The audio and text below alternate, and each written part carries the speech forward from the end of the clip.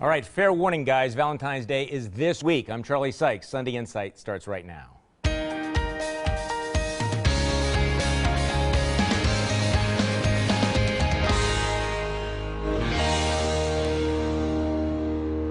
Good morning and welcome to Sunday Insight. In the week that was, the post office has plans to cut Saturday mail deliveries.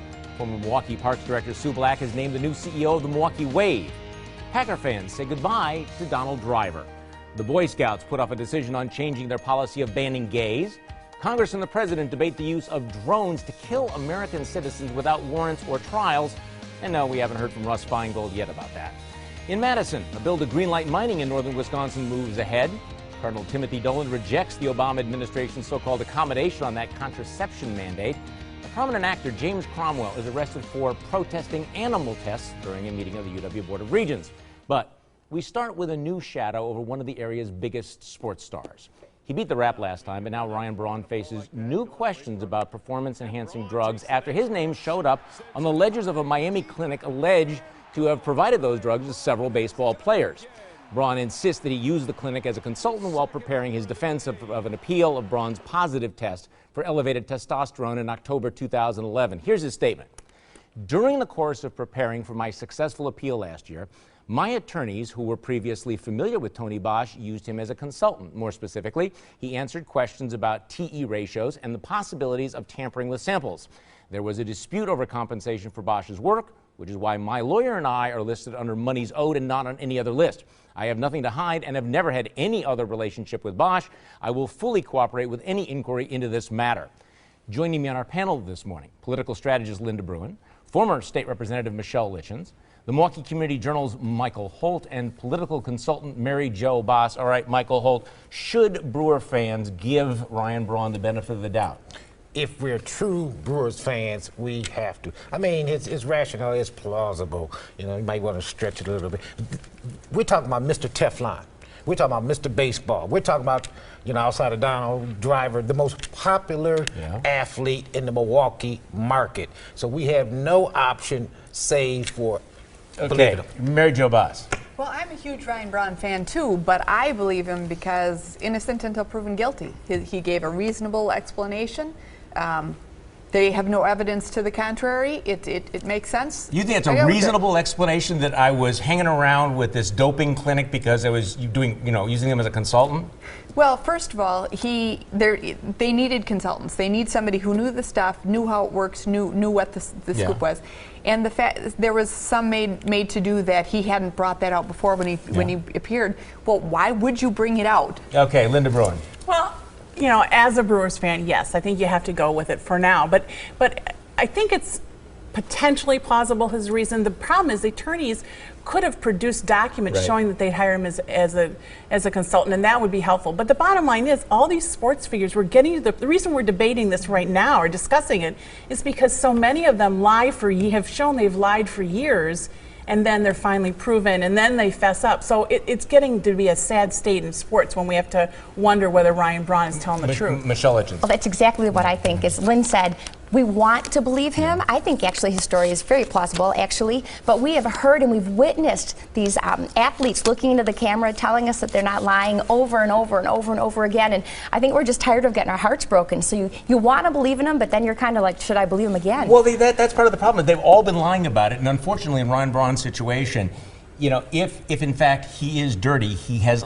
made a much more elaborate story. He's dug himself a deeper hole. I guess my question would be: you're faced with these allegations. Wouldn't you want to be as far away as possible from any possible taint? Would you really want to be hanging around, have any relationship with one of these doping clinics? You wouldn't even want to be in the same zip code with them, would you? I think that there was an attorney that had made a point earlier that you want to talk to everyone out there so that the other attorneys don't have an opportunity to do so. Maybe. And I think that actually might have some credibility to it too. Well, you know, I mean, his lawyer issued a statement afterwards saying, yeah, this Tony Bosch, we talked to him, he was pretty much worthless, we didn't really use him.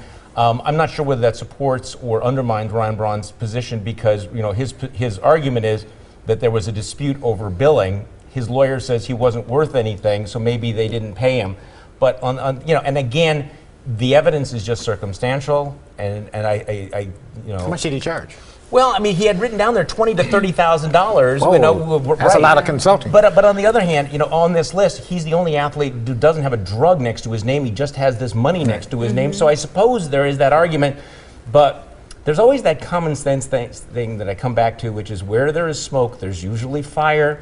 And unfortunately, given everything we know about professional sport, it's hard to believe. You know, it's hard to believe these athletes when they make up these stories. But you know, 2 years ago he was MVP, had a fantastic season. He's under world scrutiny. Last season he had a better season, and you know he wasn't on anything. So I mean, it's very plausible that circumstantial evidence is not enough to convict somebody. Okay. I think part of this too is when the investigation is ongoing, and I know it's hard for the baseball direction. You know, they wish the feds were involved in this. They wish the DEA was involved in this, and apparently they're not so far. But that's part of the problem. Being able to investigate this and get all the facts out of the open is hampered because of the way the whole system is structured. So if Braun is innocent, it's hard that. Part of the structure is part of the problem. MLB, Major League Baseball, has not gotten over the fact that he beat the rap the last time. If they have something on, I mean, they're coming after him, aren't they? Yeah, but that to me would lend some credibility to his side of it, because if one side is pushing too hard to convict him, then maybe he's telling the truth. Bottom line, though, do fans really care, Mary Jo Boss? I mean, if he's out there, he hits 300, are the fans really going to care? The biggest problem that Ryan Braun has is Lance Armstrong. Yeah. Without Lance Armstrong's recent confession, this would be, okay, that makes sense. It wouldn't be a story. But because Lance Armstrong betrayed sports fans everywhere, now Ryan Braun is paying for it. I think you're right. And I think that the fans would maybe cut him some slack on the PEDs, but if it turns out he was lying in an elaborate way, that's harder to get over. Okay, coffee, tea, mimosa. What's half empty and half full for you this Sunday morning? Let's start with you, Lynn.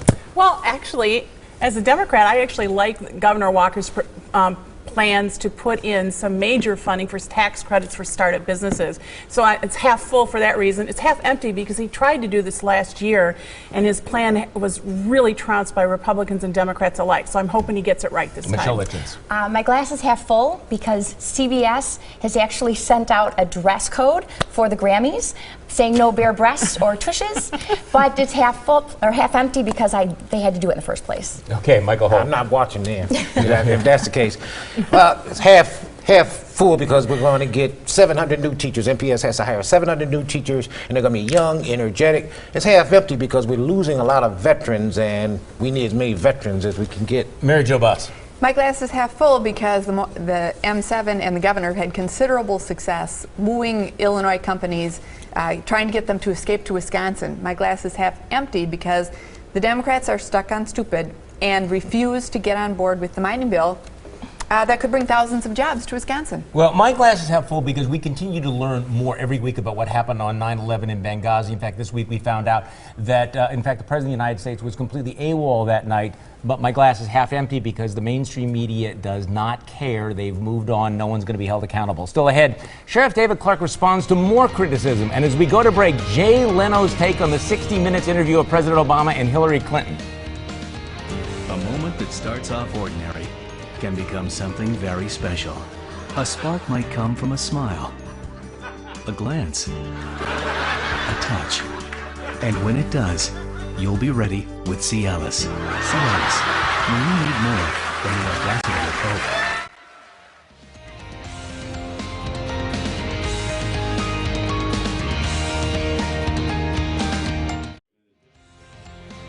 Another week, more media bashing for Milwaukee's outspoken sheriff. The left has been treating David Clarke more or less like a piñata since he released that controversial PSA urging citizens to take more responsibility for defending themselves. Well, this week, a local television station, which will remain nameless, ran a breathless report that, quote-unquote, uncovered, their term, the fact that Milwaukee County Sheriff Clarke is pursuing a master's degree at the Naval Postgraduate School in Monterey, California. Wow. Clarke responded to this scoop with this statement. Imagine a law enforcement official who doesn't think that he knows everything and continues to pursue his education in a homeland security program focusing on counterterrorism. It is a very competitive program at a prestigious military research graduate school, the Naval Postgraduate School. It is paid for in full by the federal government, not local taxpayers. It is a distance learning program with several in-residence sessions to do research at the Naval Postgraduate School in Monterey, California. What an opportunity. The rest is online here in Milwaukee. 600 people from across the country applied for the program that required a written exam to get in. 31 people were chosen out of 600 applicants. You have to work for a government agency and be in Homeland Security to even apply. So, Linda Braun, what exactly is the scandal here?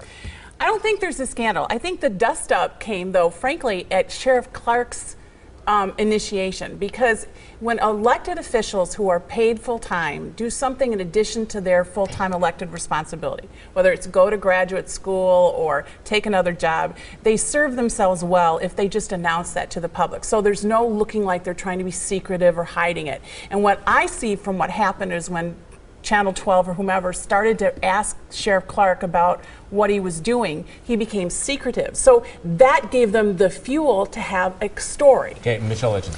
I think he did not naturally come forward with this information because he's just constantly beat on. And I think this just proves, I mean, this is a phenomenal opportunity for Milwaukee to have him out there learning these things. But when people don't like you, they're just not going to like you regardless of what you do. Michael Holt. Absolutely positive. This is a nothing story. I don't know why they even, you know, there's something personal about this. Or, yeah, no kidding. I think maybe it's discrimination because he's too tall. And the reporters over there don't like too tall black men. And he had a gold tee, too. This is total ridiculous. You know, the fact that he's pursuing a master's in something that's going to benefit the community. Well, when I first heard it, my impression was almost they were offended that he wasn't studying here, and I thought, you know, you can go anywhere. You go to the place that best has a specialty of what you want. I have a sister getting her master's in Malta in diplomacy. Yeah, I'm just wondering how the media would have handled this. Say, if Mayor Tom Barrett, who was absent quite a bit this last year, if he was studying at, say, the Kennedy School of Government at Harvard, I'm guessing they wouldn't be uncovering this. They would be touting what a wonderful thing it was. Now, you didn't ask for it, but that doesn't mean you're not going to get it anyway. Look out for some unsolicited advice from our panel, Linda Braun. Well, this is actually to Sheriff Clarke, and I know he's not the kind of guy who likes a lot of advice, but I'm going to give it anyway. I think the real reason people went after him is that he has done personal attacks on other elected officials and other police chiefs, and so I think when there's an opportunity, people strike back, and I think he made a mistake by opening himself up to this. Yeah, so in other words, he should stop being so uppity. Michelle Litchens. This is to the men. Valentine's Day is coming up, and women always like sparkly things. Okay, Michael Holt. Sparkly things. Roses don't count anymore. This is to David Clarke. Put on your bulletproof vest because they're not going to stop. Okay, Mary Jo Boss. My advice is to Ryan Braun. Just stop talking. You're not going to win over the haters, and your fans don't need to hear anymore. Okay, my advice to Governor Scott Walker, step away from the crack pipe. Do not take the free federal money and expand Medicaid. There's no such thing as free money. Next on Sunday Insight, your vote could change the balance in power in the state Supreme Court. And as we go to break, part of President Obama's message at the annual prayer breakfast.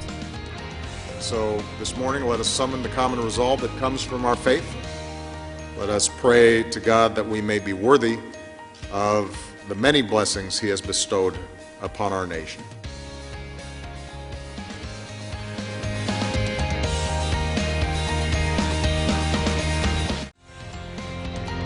Don't look now, but there's a primary election next week on Tuesday, February 19th. Topping the ballot, a three-way race for the state Supreme Court. Two liberals, lawyer Vince Megna and law professor Ed Falone, are vying for a chance to run against incumbent Justice Pat Roggensack, who's also on the ballot. The race could be a replay of the high-stakes contest 2 years ago when conservative David Prosser faced a ferocious challenge from a union-backed candidate. At stake is control of the High Court, which now leans 4-3 conservative.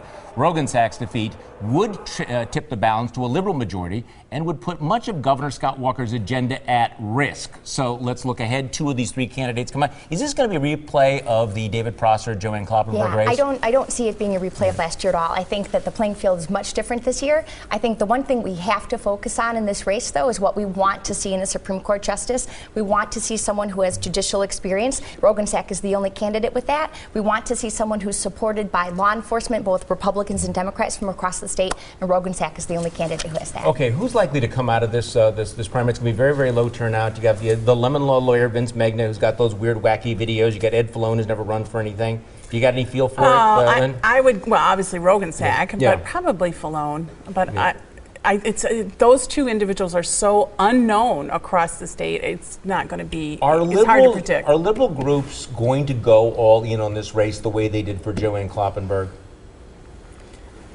Because I mean, the only shot they've got. I mean, I'm talking about the unions. A year ago I would have said yes, but it has been so dead so far, and if a bunch of money was going to come in, they would have happy to spend it in the primary as well, and they haven't. Okay, does it matter what happens on the primary, or is it just is this just sort of a trial run? It matters to different people. Yeah, right. Magna is in it for himself. He Right. wants to promote his lemon law work. He wants new clients. But he's a clown. He's not going to win that primary. He's a clown, but he's a clown on the right side. I don't think he's going to win. I don't even think he thinks he's going to win. Fallon is completely inexperienced, no campaign experience, but he's on the right side. He would vote for the left. Right. They're going to help him because he is the only shot they got. Okay.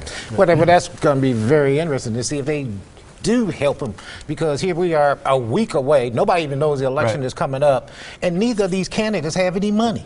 But that's why I'm they're saying spending out if their the own national pocket. money was going to come in, They they would would have a horse in the race, because they, frankly, I think they would want Fallon over Magna. So they would want to make sure it was AFL-CIO Fallon. and WEAC has already endorsed Fallon. Yeah. But I agree with you, Michelle, on this one. It doesn't have to feel for the Prosser race, because two things happen. I mean, first of all, I think Prosser and the Conservatives were caught napping a little bit 2 years ago. They didn't realize that this was going to be the referendum that it turned out to be.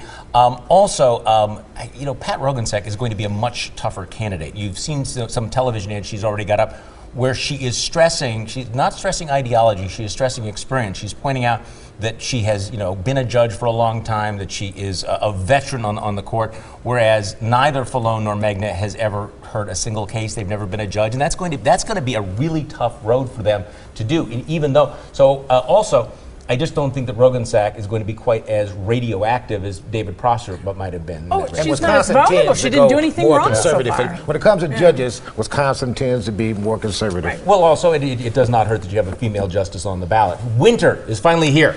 Get out there and enjoy the scenery, and after you shovel, of course.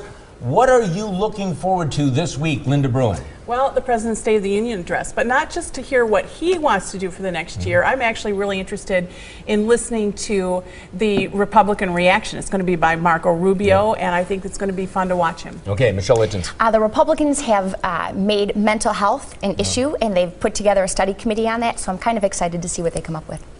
Well, I'm looking forward to a future where I don't have to get up and walk across the street to the post box and pick up my mail, because there'd be no more Saturday mail. Like you do it yourself, right? Yeah. Yeah? I mean, I hire somebody to go out. Okay, Mary Jo Bus. Over the next week, Governor Scott Walker will be highlighting some of the initiatives in his budget, and I'm looking forward to hearing what his plan is to bring jobs to the state. Well, okay, I'm looking forward to finding out whether I am going to get a tax cut. I mean, everybody always talks a good game about this, but I want to see whether or not he is going to deliver. Next on Sunday Inside, our panel picks the winners and losers of the week. First, here's your morning news update.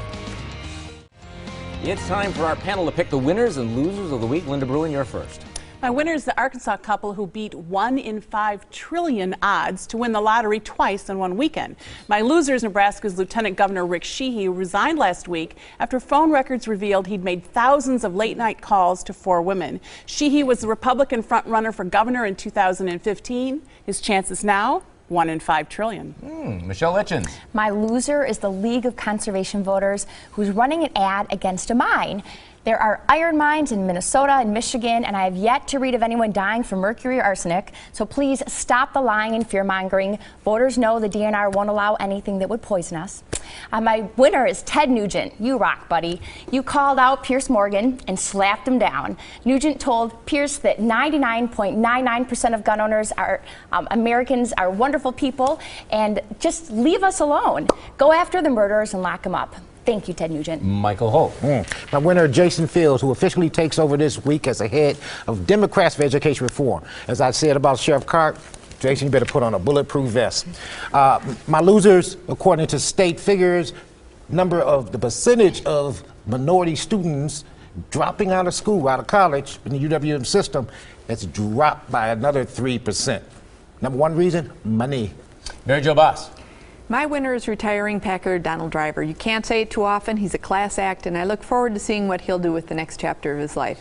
My loser, revelations that the White House has a secret kill list for drone strikes of Americans abroad is an abuse of power that makes Richard Nixon with his enemies list look like Dale Carnegie by comparison. Well, my winner, the remarkable Dr. Ben Carson, whose remarkable speech at the National Prayer Breakfast last week has gone viral. Dr. Carson's a skilled neurosurgeon, an extraordinary role model who was not afraid to speak truth to power, talking about moral decay, deficit spending, and political correctness with the president sitting just a few feet away. My losers, Bears fans who bullied and insulted a young woman who was a former Green Bay Packer cheerleader. We knew that the Bears still suck. Now we know that Bear fans suck even worse. Yeah, I said it. Thanks for joining us and joining me for my radio show Monday morning on News Radio 620 WTMJ from 8:30 until noon. Have a great week.